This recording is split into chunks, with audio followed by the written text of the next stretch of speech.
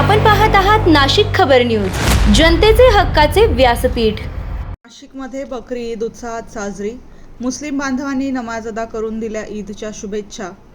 नाशिक शहरात गुरुवारी बकरी ईदचा सण धार्मिक उत्साह, भाईचारा आणि सौहार्दपूर्ण वातावरणात साजरा करण्यात आला।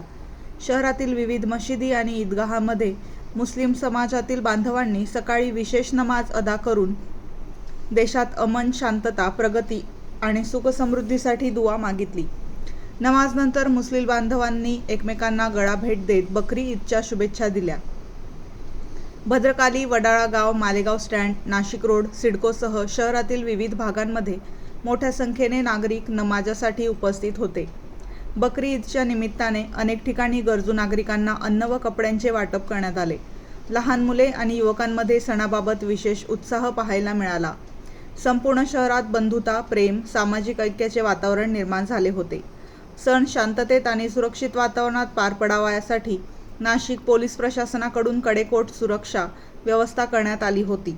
संवेदनशील भागामध्ये विशेष पोलीस बंदोबस्त तैनात करण्यात आला होता। यावेळी नाशिक शहर पोलीस आयुक्त संदीप कर्णिक यांनीही मुस्लिम बांधवांना बकरी ईदच्या शुभेच्छा देत शांतता व सौहार्द कायम राखण्याचे आवाहन केले।